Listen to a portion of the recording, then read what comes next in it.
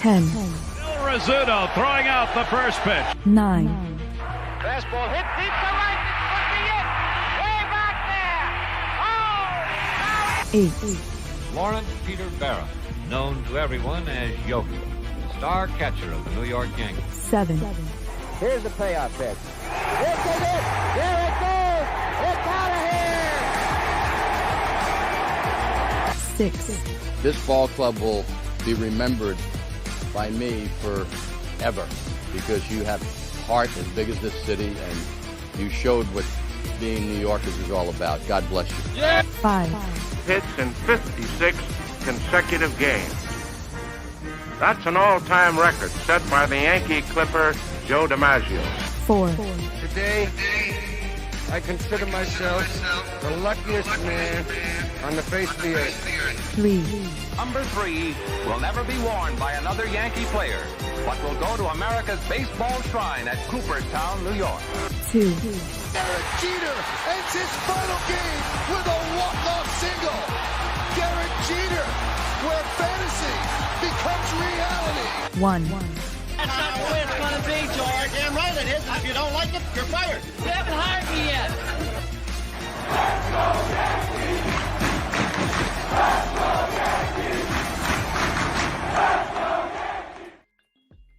Man, am I gonna miss that introduction?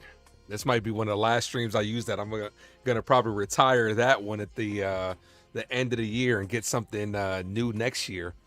But what's going on, everybody? It is yours truly, the Ace, with my guy NFE from the Strike Zone. Today's video, we will be discussing the Yankees World Series recap.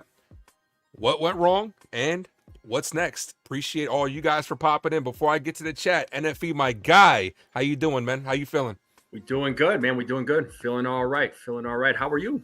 I'm doing good, man. Friday, all Yeah. things considered, I'm doing okay. I kind of, we're going to, in this video, we'll kind of put the World Series to bed and move on from there. I wanted to take a day for myself yesterday. Obviously, Halloween was yesterday. Happy belated Halloween to everybody. Hopefully you guys and your kids had a good time. You know what I'm saying? For those that have that.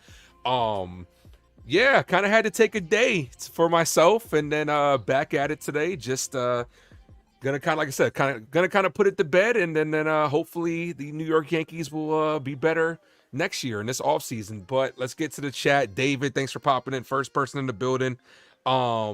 Jared, thanks for popping in as well. Dev, OG, 2 members of both of our channels, but two big supporters. Appreciate that. Oh, yeah. Daniel Berry Sports Highlight, Jacob, my guy. Thank you for being a mod as well. I'll give a big thank you towards the end of the stream as well to all the mods, to you, to everybody. So we'll get into that. Ken says, Shia, Ace and NFE 757 in the house. NFE, you keep saying that. NFE's not from the 757.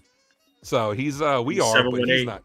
Yeah, exactly. So, and Jacob says, sub to my guy NFE, and thank you for dropping that link, Jacob. Jacob's been the mod of the year. I'm gonna tell you that. Special shout outs to Jacob. NFE, if you haven't done so, you should make Jacob a mod of your channel.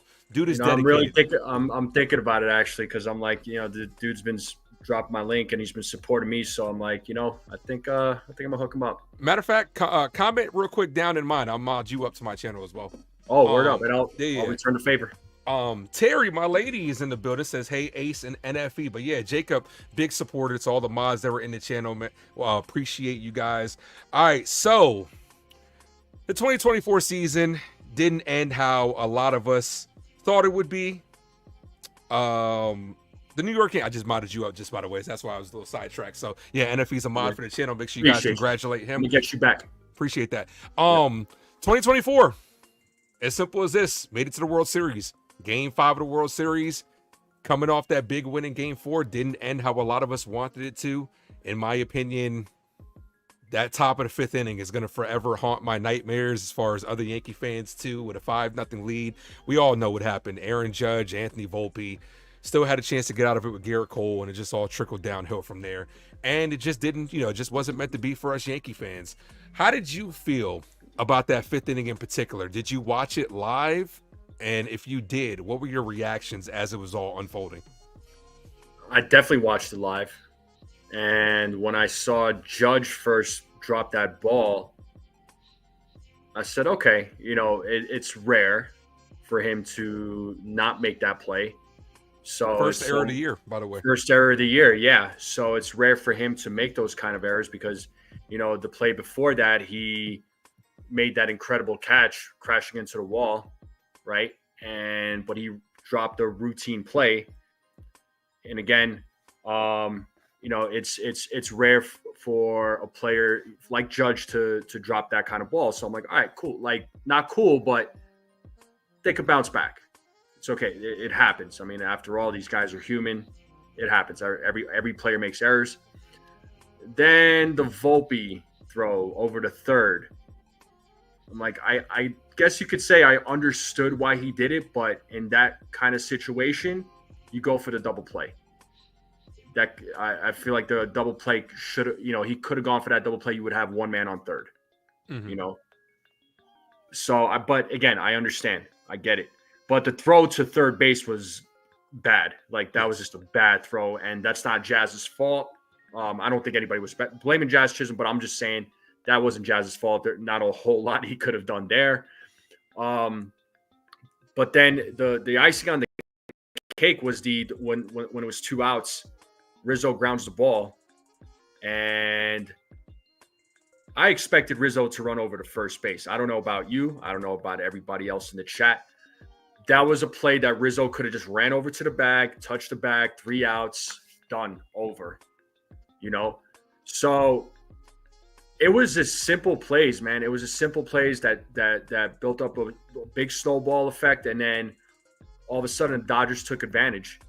And I've said it many times, and I'm sure you have too, but 3 errors in a row in the World Series in a game that truly matters, where you could have taken that game back to LA, unacceptable. And you cannot give any kind of leverage, especially a team like the Dodgers, because they're going to take advantage of that. And they did. They took full advantage of that. After that, I mean, it's like the Yankees bats, like it has been in the entire World Series. It went quiet. Yep. They just went dead. And we all saw what happened as a result. But those 3 errors, man, I'm not going to forget it. But it was basically the nail in the coffin, man. It was done. It was over.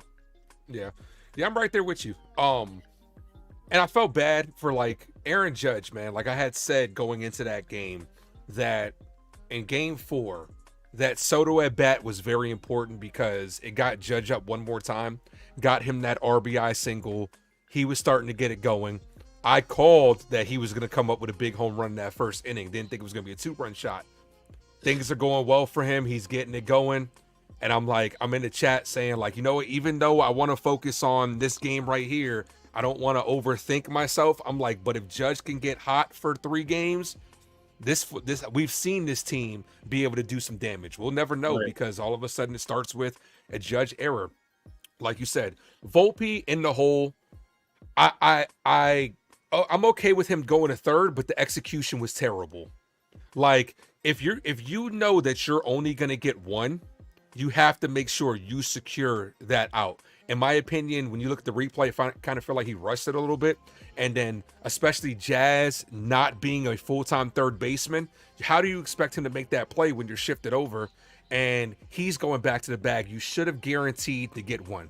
Take your time, get the runner at third, and it's still runners on second and first with the 1 away. And then you kind of regain composure. But with all that being said, Garrett Cole settled down. 2 strikeouts in a row, including 1 to Ohtani. Had a chance to get out of that, in my opinion, if he would have covered first base. Little league stuff, like OG was saying, this is stuff that you're taught. And at the big league level, the Yankee fundamentals, we'll get into what the Dodgers coach had said, the Dodgers scouting reports had said. I got it right here, about the New York Yankees. It's everywhere. Yep. It's everywhere. Everyone's talking about that now. And it showed in the biggest moments. Like when it came down to it, we weren't fundamentally sound. They were. We made the mistakes. They fully capitalized on it. I fully believe, congratulations to the Dodgers. I'm not taking anything away from them at all. They capitalized on our mistakes. They did what they were supposed to do. But I do feel like we handed them this World Series at the end of the day. Games 1 and 5 were very winnable. We could be up 3-2 right now, heading into Game 6 today. But it just wasn't meant to be. all that, like I said, all that being said, we could have got out of that inning with Garrett Cole. You saw Garrett Cole, first of all, Anthony Rizzo, the stats on him is he loves flipping to the pitchers. It's as simple as that, especially him being older. You know what I'm saying? He's an older first baseman. So when you look at that pitch, it did look like it had a little English on it. So I'm okay with him trying to secure the ground ball. If Garrett Cole covers him, I think he gets him. And sometimes when I went back and looked at the replay, I don't think Rizzo beats him to the bag because Betts runs pretty well. I don't think Rizzo, with where he was at, it would have been a bang-bang play. Who knows what would have happened, but ultimately the Yankees kind of done it themselves. I'm also kind of looking at, how do you feel about Aaron Boone or Matt Blake when all this is unraveling? They didn't come out at all to kind of settle things down. Like, bases were loaded. Garrett Cole kind of, struck out 2 guys in a row.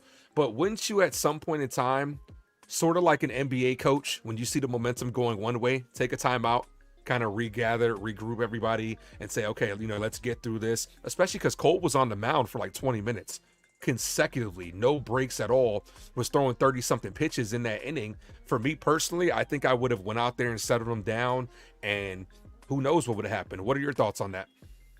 That was exactly what I was thinking when I was watching the game, because I think Garrett Cole ended up throwing 37 pitches in that 5th inning. I think that's what that number was.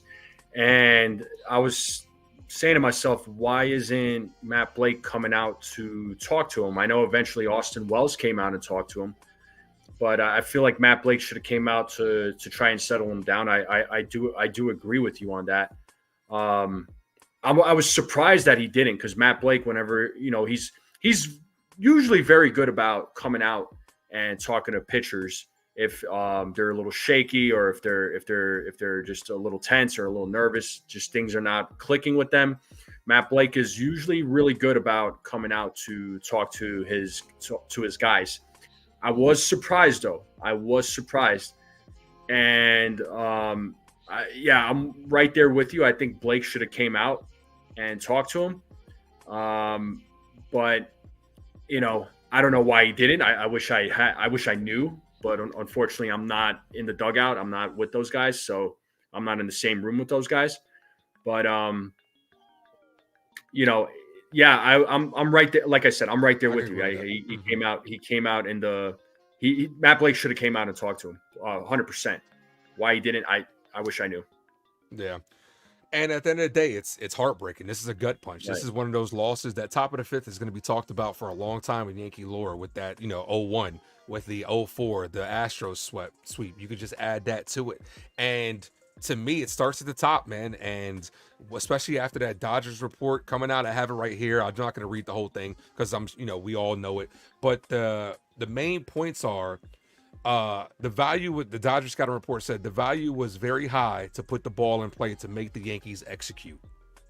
And then they go on to say, they said their metrics, the metrics had the Yankees as the worst positioned outfield, meaning that they're not even positioned properly when each batter's up there, depending on where, if a righty's hitting or a lefty's hitting, or if this guy normally is a push hitter or a pull hitter. The Yankees aren't even in position properly. How many times this year have we called a game and we said to ourselves, damn, wish Soto could have got to that? Who knows if they could have got to that if they were positioned better? You know what I'm saying? Who knows if Judge took his eye off the ball. There's no excuse for that. You know what I'm saying? You can clearly see he had an opportunity. He took his eye off the ball. Maybe if he's positioned a little bit better, could he have caught it better? I don't know. You know what I'm saying? But being that the reports are out that the Yankees basically aren't fundamentally sound, which is what we talked about all year, how we tend to shoot ourselves in the foot fundamentally. That to me falls on coaching. You got to get these guys ready every day. You can't just rely on, like, exactly what they said. The Yankees are very talented, but they're not very talented fundamentally. It's as simple as that. So in my opinion, that falls on ownership. That falls on the Aaron Boones of the world. You got to get these guys ready to play. It's simple as that. Like, if they're not good to go, how are we going to be able to overcome a fundamentally sound team like the Dodgers? And then all of a sudden we make 1 or 2 mistakes. They capitalize. When they make mistakes, we couldn't capitalize. It's as simple as that. What are your thoughts as far as the New York Yankees not being a very fundamentally sound team? Well, I think fundamentally sound, and I see that comment with or have you seen that with T? Thank you so much for subscribing, man. It means the world to me, really does. So every subscriber counts for me. I'm sure Ace would say the same thing. So we always appreciate it, believe me. But thank you so much. I think I would say in the World Series, personally, I think fundamentally that I think their fundamentals was not there. You know, I feel like during the regular season, did they have problems? Absolutely, they did. Every team does. Every team does. Absolutely. But, you know, to say that, I mean, the World Series is where it like truly showed. During the regular season, when going back to the regular season, though, if this team wasn't as fundamentally sound, I don't think they would have gotten as far as they did. Personally, I just don't think so. Right? 2022, now correct me if I'm wrong, weren't they better defensively than this team? Yes. I don't know what the exact stats were. I don't know what the stats are, but the eye test, I don't know. I don't think so, because Verdugo was a good defender. I'm trying to think who last year. Definitely, we made the playoffs. No, last year was a wash. Yeah, we were worse last year. Right? 2022. I don't know if I would say we were more defensively sound, but this year, you know, it's all about doing the little things, in my opinion. Right. And the Yankees couldn't execute the little things, whether it's, you know, not covering a base. You know what I'm saying? Making a big error. How many times this year have we seen Gleyber Torres? Gleyber Torres was ranked the worst second baseman defensively this year. Right. I thought it would bite us in the playoffs. It did one time, and it cost us a game. You know what I'm saying? We've seen Volpe, who's a Gold Glover, make errors. You know what I'm saying? Having Jazz at third base, he's not a third baseman. You know, a lot of his, you know what I'm saying? Granted, he played great at third, but all things considered, but he's not a third baseman by trade, you know? So, and defensively, outfield wise, Soto isn't the best defender in the outfield. Aaron Judge played great center field for the most part, except for when it mattered the most. Alex Verdugo played really well in left field. So I think situationally, fundamentally, we've had our moments, but it just cost us in the big games. And a lot of times this year, we saw the mistakes in the regular season, and a lot of us were saying, you know what, this could cost us in the playoffs. You know what I'm saying? And it actually did. It cost us on the grand stage. Like, just doing the little things. Base running, too, dude. We were terrible base running this year. Like, Rojas, terrible at, you know, the little things. You know, when you could stop sending guys. You know what I'm saying? Simple as that. I do feel like if the Yankees were better fundamentally, we probably could have beat the Dodgers in the World Series.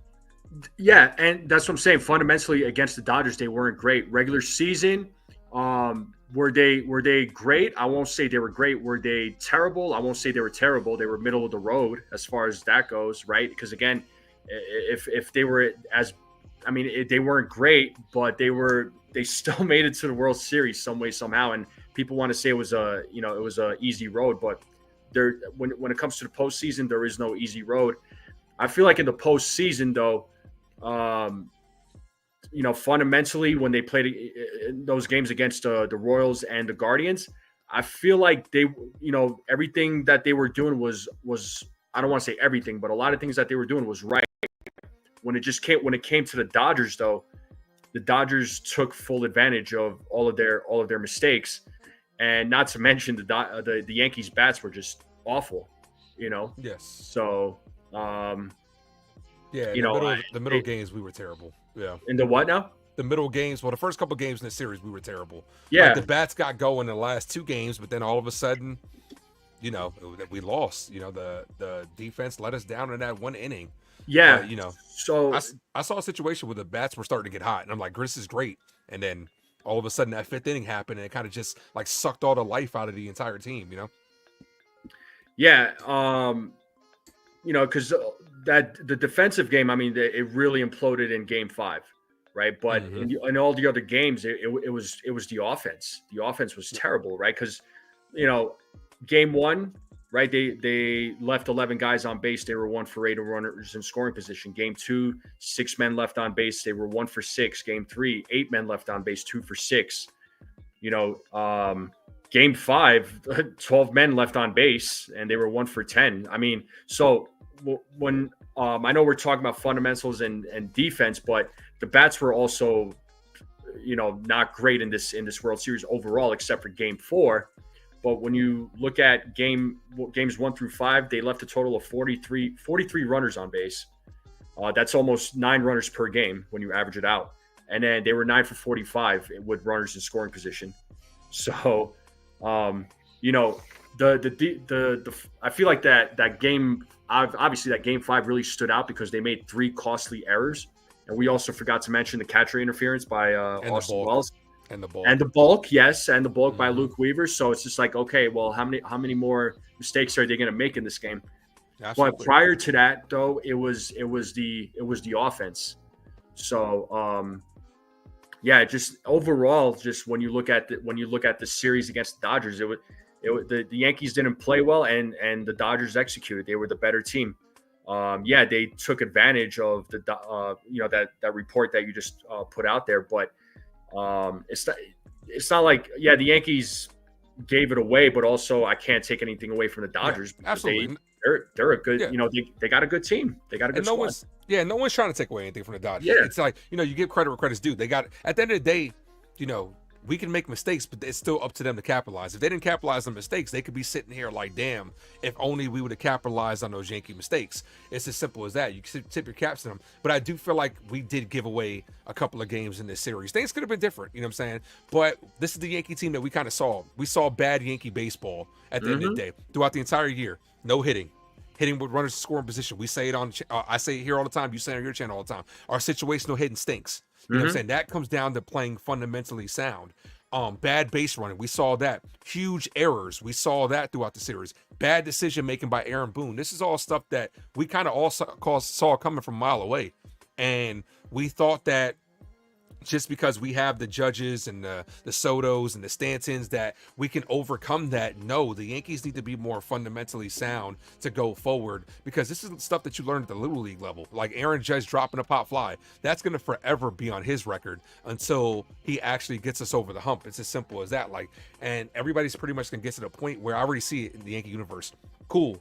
We love what you do for us in the regular season. Great. But here in the postseason is where it matters the most. What do you think about that as far as Aaron Judge's resume going forward? And do you think because what transpired that might put a little bit of pressure on him going into next year? Yeah, I don't know, man. Like what would Judge, I think there's going to be pressure on him because, they just lost in the World Series and he was part of that loss, unfortunately. But I know a lot of people were crapping on Aaron Judge, and I know Aaron Judge's history in the postseason has not been great. And I think that's due. I think he's doing it to himself, really. He's pressing too much at the plate. He's swinging at pitches too early. He's he's swinging at bats outside of the strike zone. The guy is. I think he's trying way too hard. The regular season. Listen, we can't take anything away from him in the regular season because he kills it in the regular season. He's an outstanding player.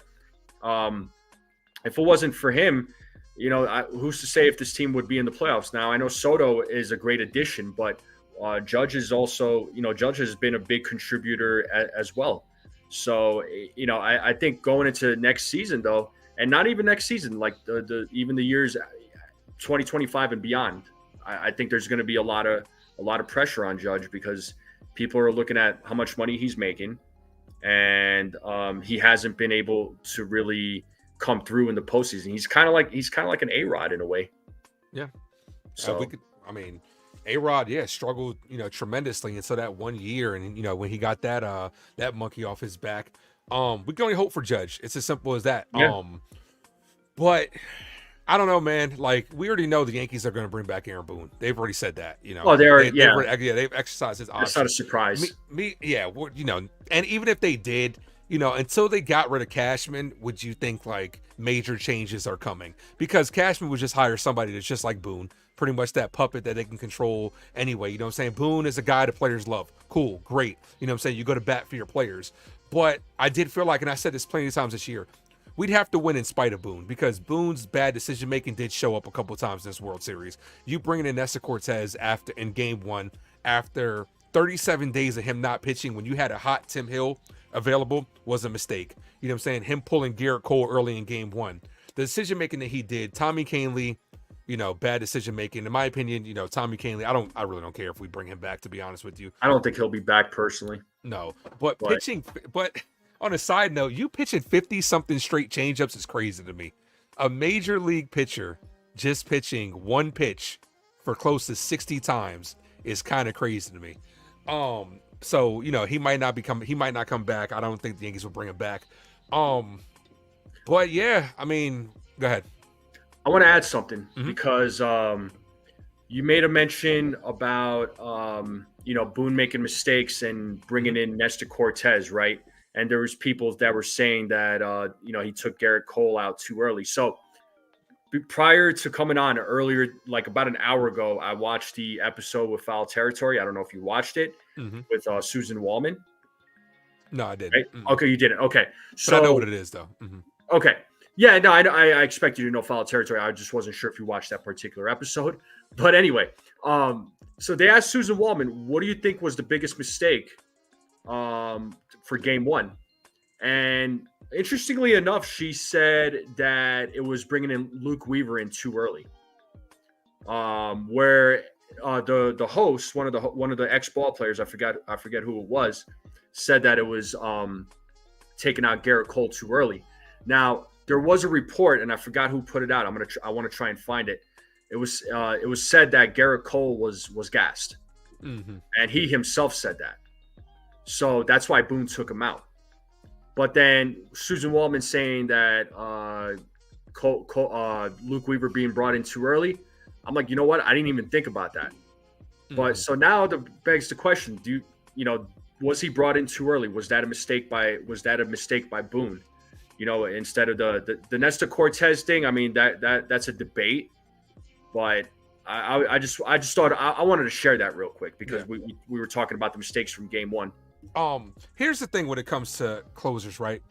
I'm all for using your closer in key situations rather than just closing, because let's say if you have the big bats up and it's a key situation, the top of the eighth, are you not going to bring in your closer in that situation? And then all of a sudden, because you want to save him for the ninth when it's the most pivotal part of the game now, I feel like, and this is what I'm talking about as far as analytic wise, you kind of got to go with your gut. You know what I'm saying? You kind of have to read the game. Analytics will tell you one thing, but it's based on data where each game is different. Each at bat is different. You got to have a feel for the game.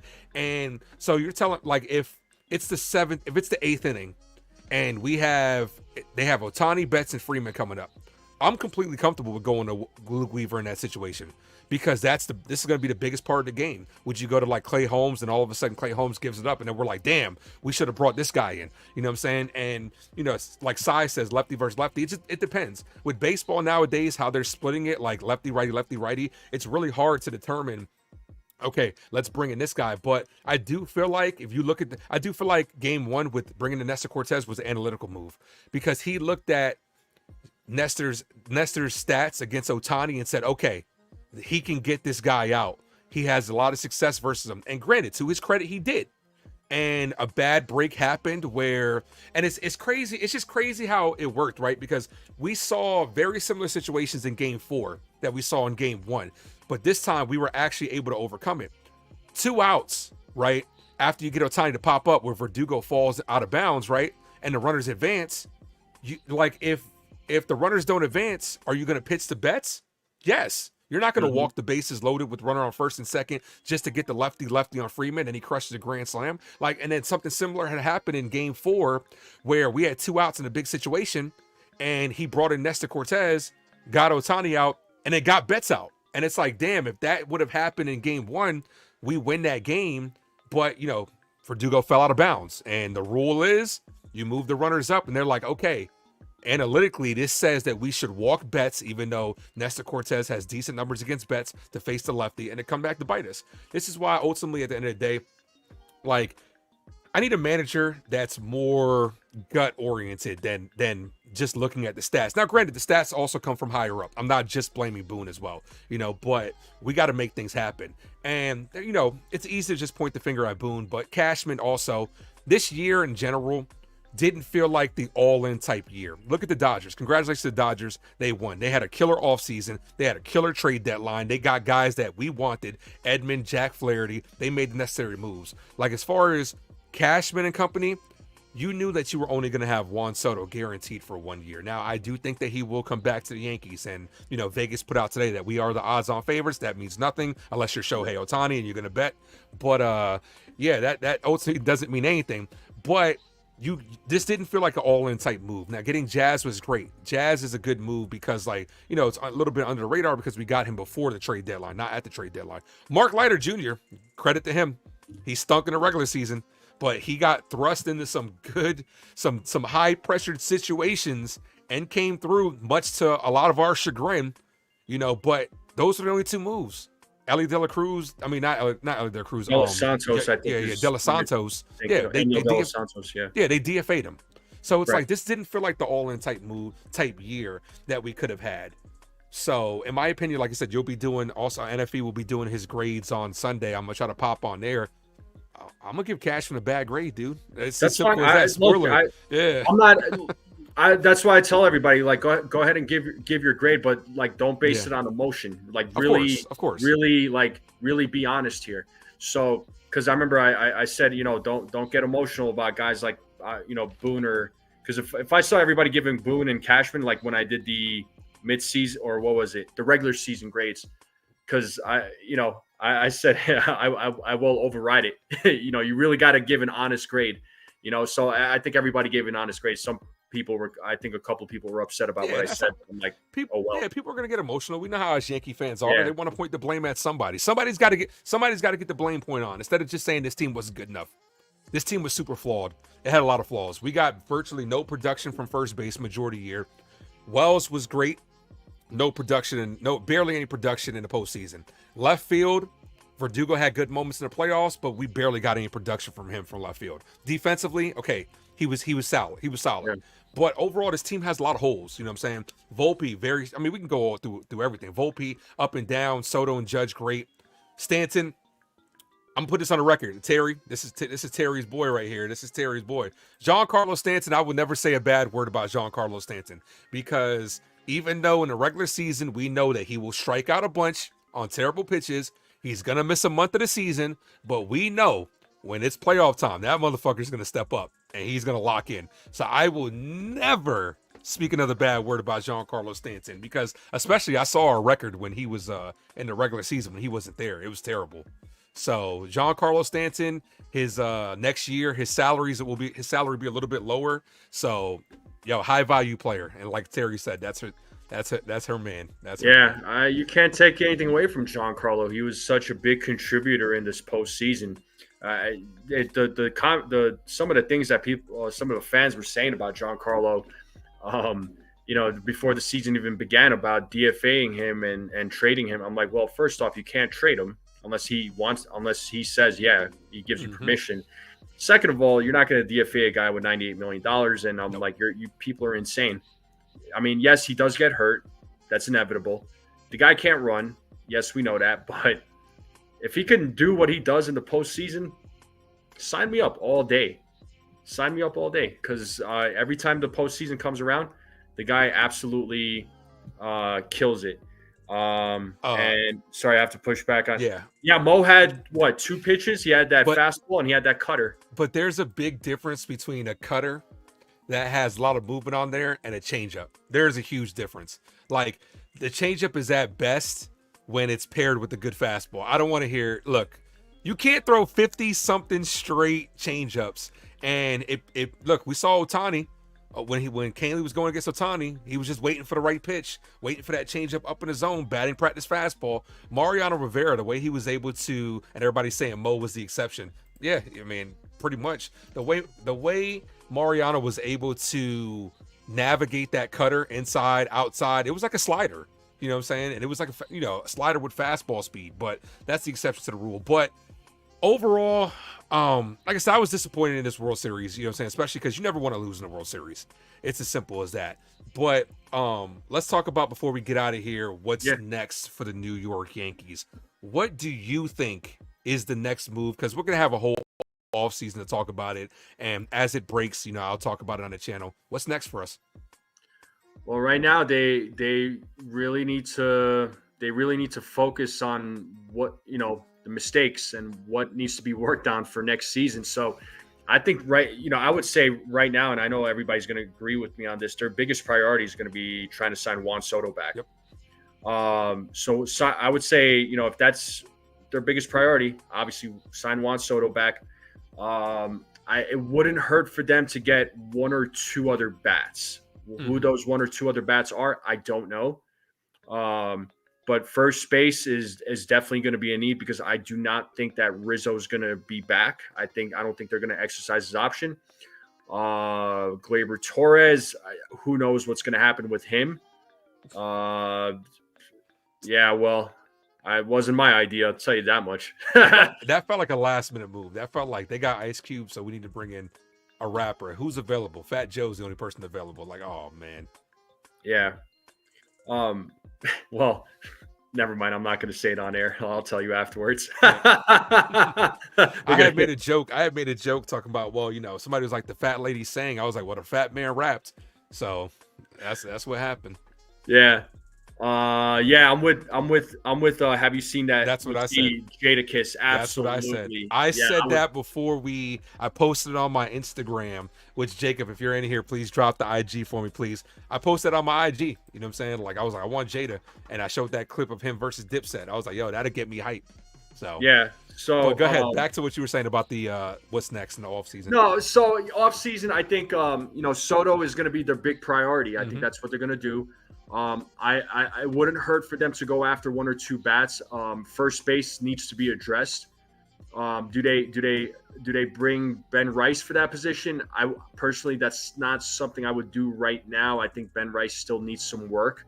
I think he has a lot of potential.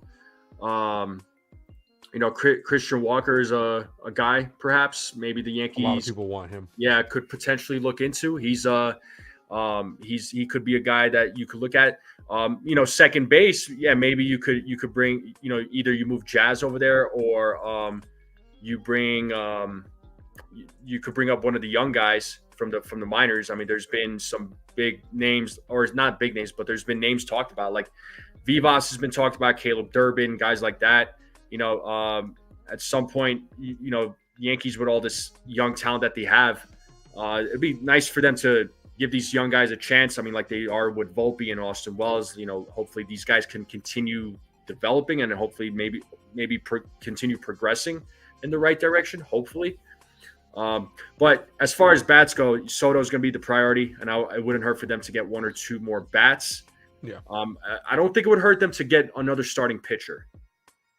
You could always use pitching. You could always use pitching, and I don't know if you address that in a trade or one of the free agents, and then bullpen. They gotta beef up that bullpen because they're going to be losing a lot of arms. Yeah. So a guy like Tanner Scott, I think would be awesome to add to that bullpen and have him and Luke Weaver pitch together, because I do think Luke Weaver, his option is to get exercise. He'll be back. What was that? No doubt. Yeah, he's got a club option. No doubt. Yeah. No, he should be back. Yeah, I'm right there with you. When it comes to first base, everybody wants TJ Runfield up already. You know what I'm saying? From the minor leagues. He's a legitimate first baseman. So yeah, that's what people want. But if you're not going to go that route, Christian Walker's a guy that everybody wants. Pete Alonso, no, Yankees aren't going to get Pete Alonso. I don't want Pete Paul Alonso. Goldschmidt's kind of up there in age. I got the free agents up here as well. Yuri Gurriel, that motherfucker be killing us, man. If you I wouldn't be against Gurriel if it was a stopgap. Like, we're going to bring up Gurriel, right? Let LeMahieu go. Bring up Gurriel and transition Rumfield or Rice. I wouldn't be opposed to that, depending on how much it is. Second base, though, you got to figure out what you're going to do with Jazz, and you got to figure out what you're going to do early. If you're going to have Jazz at third base, keep him at third base. It's as simple as that. But if you're going to move Jazz to second, then you got to go out and get a third baseman. A lot of people want Alex Bregman. That's what a lot of Yankee fans want. They want Alex Bregman. But to what you were saying, Soto's the main priority, in my opinion. We knew going into here that Soto could have been a one-year rental. Yankees got to come out of pocket. It's as simple as that. Whatever he wants, because we saw what happened. They witnessed it in game 4 versus the Guardians. They witnessed it. We saw what happened. Soto's him. He's 26 years old, just turned 26. Like, there's no replacing a Juan Soto. It's as simple as that. I feel like he's got to come back. That should be the priority. Corbin Burns is on the market. I doubt the Yankees put in a bid for him. I don't think so. I think Corbin Burns, personally, I think he signs with the Mets. Hell, I wouldn't even be surprised if the Dodgers went in on him. He's a California guy, so hey, doesn't that feel like a Dodgers move? That feels like a Dodgers move. 100%. And they could honestly use another pitcher. I know some of their guys are hurt, but I think getting a guy like getting a guy like Corbin Burns, I think would solidify their starting rotation. And I do agree with D-Rod's comment here. Rumfield is good but unproven, just like Rice. I agree. But you got to give these guys a chance. Right. You know they got to get chances. That's the Yankees' problem. Just because guys are unproven or young doesn't mean you should go out and get a vet and just stick them there. Sometimes young guys can come through. You know what feels like a Yankee move? Jack Flaherty. I could see that. Because they wanted him. You know what I'm saying? They didn't pull the trigger ultimately because of his back, but he's going to hit free agency. I could see the Yankees giving a bid for him. And, yeah, in all honesty, and I might, some people might give me a hard time about this, but Flaherty, in a way, it's not, listen, I think he's a good pitcher, but in a way, I'm glad the Yankees didn't trade for him because he would have been purely a rental. Yep. And you would have had to give up some prospects for a rental. Now, Flaherty came with a couple of years of control or a year of control. That's a different story. Yep. I don't like to trade up prospects for a rental, which is what we did for Soto. Well, Soto is a different story, man. Yeah, we know. Yeah, Soto was a different story. Soto was necessary. Soto was absolutely necessary. They needed a lefty bat because they had crap for lefty bats in 2023. So Soto, it's not, and what they gave up for Soto wasn't really, I don't think it was any prospects involved in that. I mean, I guess you could say rookies perhaps, but but what they got what they gave up for Soto was just like, hell yeah. Like, we gave up a lot of arms. We gave up 4 pitchers, I believe. Yeah. And then Higashioka. So, I mean, those pitchers that they gave up, the best one that they gave up was Michael King. The other guys, they like Brito though. They did. I think they had high hopes in Brito for a while. Like seeing him pitch like last year. I mean, he had potential, but I'm not holding Brito back against Soto. No. Yeah, if they want Brito, sure, you can have him. JD Davis is available. You don't want him? I'll take him in a heartbeat. Yeah, right. Yeah, bring him back and put him back in cleanup spot. Yeah, bring him back, and then we'll bring back. We'll also bring back Josh Donaldson to play third base. Oh gosh. And then why not bring back Aaron Hicks? I'm down. If we can't get Soto, get Aaron Hicks. But I'm right there with you, though. Kyle Higashioka is also available. I just saw that. So that's something I think is low-key a good – like we need to get a solidified backup catcher because Jose Trevino, he's up there in age, man. Like Wells is going to get the first shot, but I would not mind an upgrade with backup catcher. Yeah, well, they you know what? Yankees, a lot of folks have been talking about maybe bringing up Narvaez to be the backup for Wells because Narvaez defensively, he's actually really good. I don't know. I'm not too sure about his bat. If anybody knows anything about Carlos Narvaez's bat, let me know. But I think though, but defensively, I know he's really good. I've heard a lot of great things about Narvaez, but what the Yankees do there, it still remains to be seen. It's going to be an interesting offseason in general. For the Yankees, of course, but just baseball in general, because there's a lot of names out there. So, and there's a few big names, and Soto is going to be the headline, of course. Catcher wise, I wouldn't mind Austin Hedges on like a 1-year deal until like Navarez is ready. Austin Hedges a 1.4 WAR. We saw him in the DS. In the CS, I should say. We saw him in the CS. Good defensive catcher. Yeah. Has a lot to be desired offensively, though, but he is one of the better framers, stuff like that. He's a solid catcher. I wouldn't mind that. But to what you said, Soto's got to be the main priority. He's going to be the big fish that everybody's going to be bidding on, is what they said. All 30 teams have a shot, which we know that's not really the case. Like, if the White Sox offered you $800 million, he's not going over there. He wants to win at the end of the day. He said what he said because obviously he's not gonna say, oh well, I just want to only come back to the Yankees. Yep, like Coach he's Steve. letting it be known, like, yeah, you know what, I am available. I am going to be a free agent. I'm available to any team that wants me. He's not going to just limit himself. You know what I mean? If he limits himself, then it's just like you don't want to. Then the Yankees are just like, all right, cool. You want to come back to us? Well, here's our offer, and we don't have to give you the highest offer. So, yeah, don't business move. I think, it's a business, and we all knew that Soto was going to test the market, and rightfully so. It's his right to do so because he's going to get paid. A team is going to pay him. The Yankees are going to do everything they can to sign him back.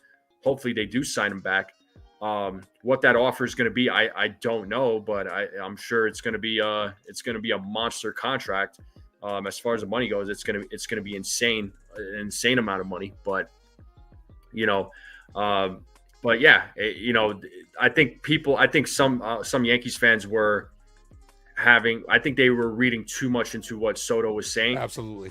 There was too much, but I don't think he's saying anything wrong. The guy just got off of a World Series loss. Emotions are high. He didn't say anything that was bad or was just like, oh, well, I think he's definitely not going to come back. I think now what I do think that, and I could be wrong, but I think he does go to the highest bidder. Absolutely. I do see that happening. Same. But it depends on what team is offering that. Yep. And if you're Yankees, you can't shortchange it. You Nope. know what I'm saying? Like, you're going to make the money back. The Yankees were out there selling Ohtani jerseys in Yankee Stadium. You're trying to get every penny that you can out of this season. So don't be cheap. You know what I'm saying? Like, and to everybody that's like, $50-something million a year is expensive. Not really. You got to come up with another $20-something million because he's already getting paid $30 million this year. Anthony Rizzo walks. You're going to have that. There you go. That's how you pay for Juan Soto virtually. Yeah. You know what I'm saying? But we'll be having a lot of money come off the books as well this year. So yeah, I mean, the Yankees need to be all in. It needs to be a priority. Soto needs to be the priority, and then you fill in the blanks here and there, and hopefully we can get back to where it is. You know what I'm saying? Because I'm gonna tell you this: the last thing I want to hear as a Yankee fan, if Soto walks, especially if he goes to the Mets, if Soto walks, Yankee fans are gonna be pissed. The last thing I want to hear, which also we haven't even heard from Yankee ownership yet, as far as during the offseason, I wonder what the hell they're doing. But the last thing I want to hear, and this would be a good Yankee response, they would say this if Soto walked. Well, we have faith in our prospects. Really? Jason Dominguez, who didn't play? Spencer Jones, who's probably going to be sitting there for a while, but hopefully it's not the case. Hopefully they're the highest bidder, in the ballpark, and hopefully Soto comes back. Well, I hope Dominguez, you brought up Dominguez. I hope he does start next year. I want him to start. And I've said this before, I think Dominguez has potential. I think he's got what it takes. Expect him to make mistakes, right? Because he is a rookie after all. Or he will be a rookie come next season, right? Because at this point, he's still a prospect. We truly haven't seen Dominguez. I know he's been tearing the ball off at the minor leagues. I get that, but so is Ben Rice. Ben Rice was tearing the ball off too. Ben Rice got brought up. He had he had some good games, but then after that, he kind of got exposed at the plate. So I'm not saying this is what's gonna happen with Dominguez, but you gotta give these guys, if Dominguez is gonna be that guy, you gotta give him time. Because for me, it's like I gotta see a couple of years from Dominguez. I hope he lives up to those expectations. I really do, because there's a lot of hype about him. And the thing with like Volpe, right? When Volpe made his debut in 2023, I hated the fact that they were making Jeter comparisons. I'm like, I didn't fall into that bandwagon of people saying that, oh, he's the next Jeter. I'm like, let's slow it down, okay? Let's wait and see what this guy's going to turn into. I don't think Volpe will ever be another Jeter. There's no way. I'm sorry, he won't be, and I don't want him to be. I want him to be Anthony Volpe. Same. Okay. Same thing with Dominguez. Like, there are people making these comparisons of him to like Mickey Mantle. I'm like, let's slow it down, guys. Like, we're setting the expectations very high, and if these guys don't perform up to par, look what they're saying about Volpe. Trade this guy. This guy is not a good player. He's a waste. He's not exactly what people made him out to be. I'm like, you all made him that way. The scouts all made him that way. He stepped up in the playoffs. He did step up in the playoffs. This is what I'm saying. I'm not taking anything away from Volpe, but I'm just saying, like, people have to, fans Temper have expectations. Yeah, they have to manage their expectations, temper their expectations. Yeah. This is the part that gets me. And Dominguez, am I surprised that he didn't get any play time in the postseason? No, I'm really not surprised. Yeah, because you weren't going to put it. Yeah. I'm sorry, but it wasn't. And I know Yeah, a lot he came up too late. Yeah, like the people that were saying to me in the live stream, give Dominguez in that bat in the big spot in the World Series when he hasn't played and he was barely up here. Like, I understand offense. Like, granted, if you're going to start the game with him, sure. You know what I'm saying? But Verdugo played decent enough to say, okay, cool, he's getting some productivity from the 9-hole. But I'm right there with you as far as, like, stop the comparisons. Like, we do this as Yankee fans. We hit these expectations. And when these players fall short, we're like, oh, we suck. Like, dude, just let these players be them. Like, Jason Dominguez, let him be him. Volpe is a good, solid enough player that he's going to probably be our shortstop for the future. You know what I'm saying? Like, he had a up and down streaky year, but he stepped up exponentially in the playoffs. To Ken's point, what's your fallback of Soto, at least free agency? There's no replacing Juan Soto. I'm just going to say that. There's nobody that you can get that's going to replace Juan Soto. Next year, Dominguez should start. I don't think we should bring back Alex Verdugo, and I don't think he will. I think there's the only reason I don't think we're going to bring back Verdugo is not because of the Yankees. I think there's going to be one team that's going to be willing to overpay him because he's 29 years old. There's going to be one team that sees value in him and they're going to overpay him. At this point in time, especially with those comments that Hal had made early in the year where he's like, we don't need the $300 million payroll to win. You know what I'm saying? The way you balance that out is by playing the Dominguez's, by playing the young kids. On top of that, you pay a Soto. You know what I'm saying? You don't have to go out there and get every big name free agent. Play some of these guys that you think are ready. Jason Dominguez, we've been sitting on him for how long already? Let him play. You know what I'm saying? Next year, there's no reason he shouldn't start. Yeah, absolutely. And the thing with Dominguez, though, we have to remember the guy was coming back from Tommy John surgery. Yep. And he did get hurt again. Mm-hmm. So he had that oblique injury, right? So, fans were like, bring him up. Like, no, like, this is where I was pushing back a little bit because I'm like, we got to let the guy rehab and let him heal, make sure he's good. We don't want to rush these guys. Because how many times have the Yankees rushed players back and then they get hurt again? Mm-hmm. We've seen that so many times. So this year, despite some of the mistakes that folks want to talk about that the Yankees have made, they've done a better job with as far as, letting players heal up and not rushing them back, just taking the proper time. I feel like the Yankees did a better job with that. So with the whole Dominguez thing, the guy got, he came back from Tommy John, got an oblique injury. Well, you're not going to rush the guy back. You got to let him, again, you got to let him develop. You got to let him get play. You got to have him get playing time in the minor leagues. It's just, if you bring him up, there was definitely a guarantee that he was gonna platoon with Verdugo. It was inevitable. Like, that was what was gonna happen. I'd rather a guy get playing time every day. Yep. And let him continue developing. So again, we're talking about how the Yankees develop players. Well, if they brought him up and just benched him, because look at Peraza. Huh? Look what happened with Peraza. This is what I'm saying. So, then it goes back to what fans like to talk about, that the Yankees don't know how to develop players. So I think they made the right decision on Dominguez. I'm standing on it. I know a lot of people are going to disagree with me. You might disagree with me, but I'm just, I think it's just everybody, when the name gets mentioned, people jump on it, so, but I think Dominguez should get an opportunity next season. Yes, absolutely. There's no reason why he shouldn't at this point, right. Because like he came up here, you had him on a playoff roster. He's at least getting to experience that, what I'm saying, even though he didn't play anything but pinch running. Yeah, what I'm saying? But there's a lot of holes in this team. And to D-Rod's point, he was saying that's not what Ken applied. I know what Ken was saying, but we got a whole offseason that we'll talk about this guy, that guy. What I'm saying? We're kind of just, keeping it kind of short and casual right now. We're good.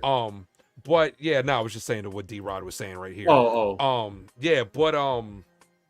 Yeah, I mean, 2025, it's all about the offseason now.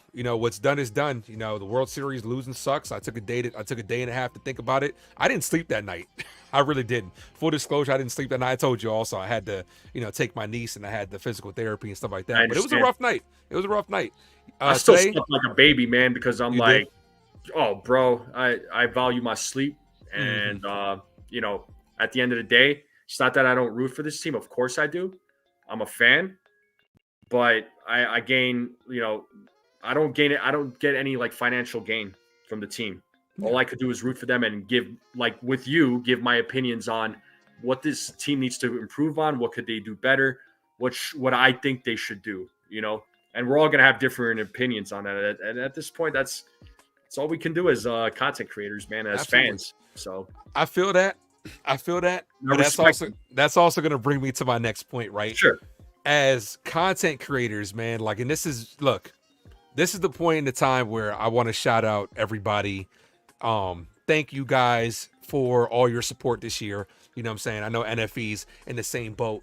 Year 2 of this channel, I just want to take this time to shout out all the content creators that I got to work with this year. NFE, man, we've known each other for a couple of weeks, so a couple of months now. It's been great working with you.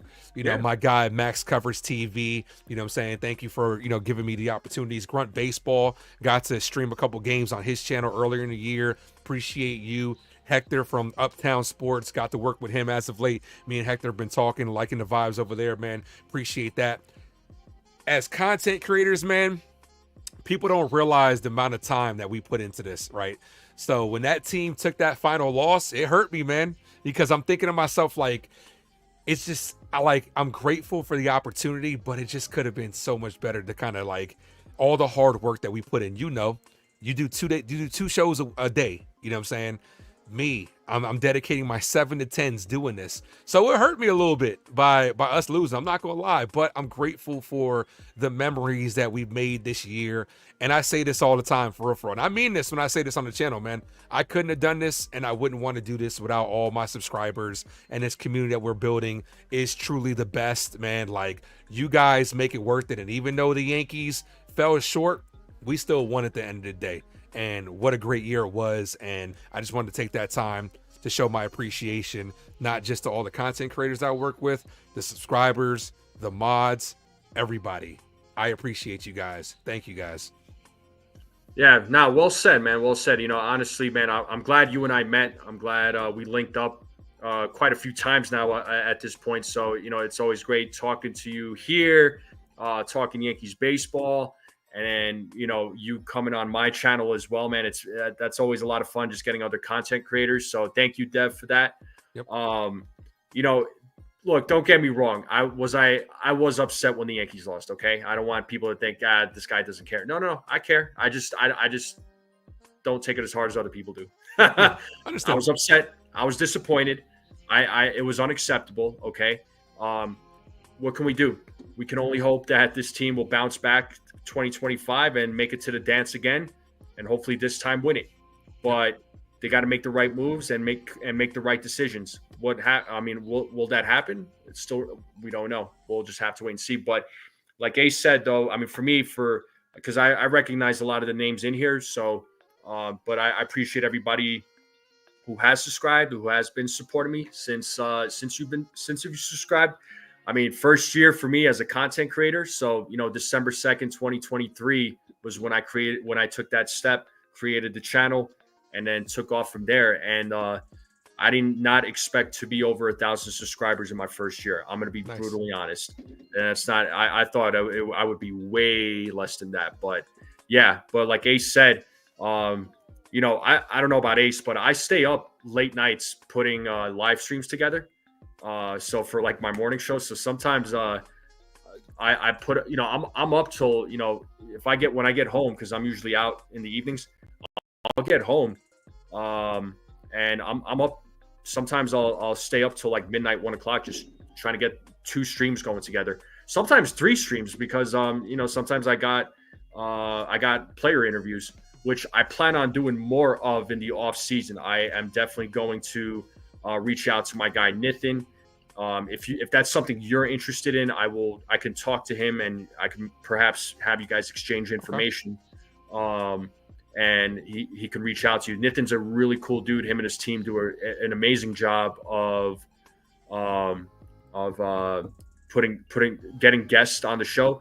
And only if you lived close to New Jersey, he gets current players, any sport, doesn't matter what sport it is, coming to the Woodbridge Brewing Company in New Jersey, and does a meet and greet. They do autograph sessions. So yeah, Nathan and his team, shout out to those guys. They work extremely hard, and they have good relationships with these current athletes and former athletes. So I wanted to give a shout out to them because they've helped me out a lot. So, Nice. but yeah, That's dope. everybody's been awesome. Everybody that I've met, the content creators and the subscribers, have been like fantastic, man. So without you guys, I don't know if I would be doing this. Yeah, right there with you, man. Like I said, what a year it's been. And for you to be closing in on a year, dude, I just looked. You got 600 something videos. You've been grinding, bro. Yeah, I don't play. 600 videos is crazy. So make sure you subscribe to my guy NFE. He's putting in that work. Yeah, when I get obsessed with something, dude, when I get addicted to something, it's hard for me to quit. It's like my thing with martial arts. Once I started it 10 years ago, it became an addiction. Now it's just like I got to do it. If I don't do it, I'm gonna lose you. So, I'm not putting that comment on screen, but you can read it. D-Rod's trying to address you. Sicko. Yeah. Oh my God. So yeah, calm down, D-Rod. Yeah, chill out, D-Rod. Get back in the closet. Yeah, so anyway. But yeah, that's what I was gonna ask you next. I was gonna ask you what you got planned for the off season. You know what I'm saying? Like, you'll be doing more interviews. I know you'll be doing off season stuff. Definitely I want to do off-season stuff. So, look, Monday is the start of free agency. Mm-hmm. There's already been moves that have already gone down. There was a trade with the Braves and Angels. So Jorge Soler is with the Angels now. Jordan Montgomery he didn't opt out, so he's back with the Diamondbacks. There was what other moves were there? Brad put it in the chat about Blake Snell. Apparently, Blake Snell opted out with the Giants. Is that right? It wouldn't surprise me. I did not see that. Oh yes. No, he was saying Soto, Snell, and Scott all need to be signed. Okay, I thought he put a comment. I'm trying to see. I thought he said something about. Yeah, I'm scrolling up myself right now, but he says Snell opted out. Yeah. So, I mean. I was going to say, do the Yankees go after? Yeah, so there you go. Brad put it in there again. Snell opted out.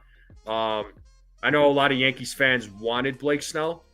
I'll admit I was one of those guys, but at a reasonable cost. I wasn't going to, but apparently Cashman said this himself. Whatever reports were coming out about Snell, about what the Yankees allegedly offered, were not even true. They weren't even close. It wasn't even close to what Cashman was offering. I don't know what they offered Snell. He didn't even say what they offered Snell. There was conversations, but ultimately it fizzled out. Yeah, I feel you. So we got a whole off season to talk about. Man. You know what I'm saying? It starts Monday. As far as me, I'm still gonna be making content. I'm gonna take a couple of days off from the live streaming. I actually got to go live for my members giveaway. I'll probably do that in a couple of days. But as far as me, I'll be working on I will be covering the Yankees all off season.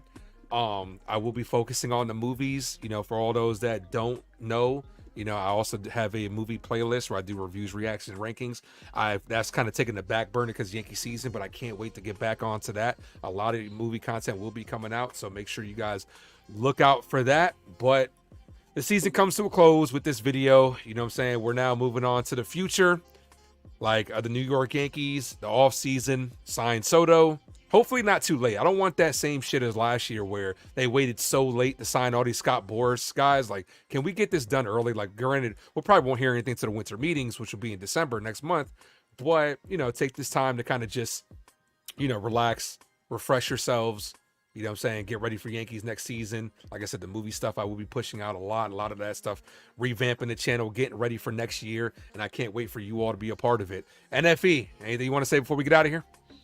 Yeah, real quick. Again, Ace, thank you for having me on, man. I'm glad you and I met, bro. I'm glad you and I have linked up quite a few times, and I want to continue linking up, of course. Maybe in the off season, maybe we could work something out. Whether it's on your channel or mine or both, however we want to go about it. And folks in the chat, thank you all for the support. Make sure you guys continue supporting Ace. I mean, Ace does a fantastic job. So, I'm glad we found each other. So, make sure you all subscribe to my guy here. So, and continue supporting him.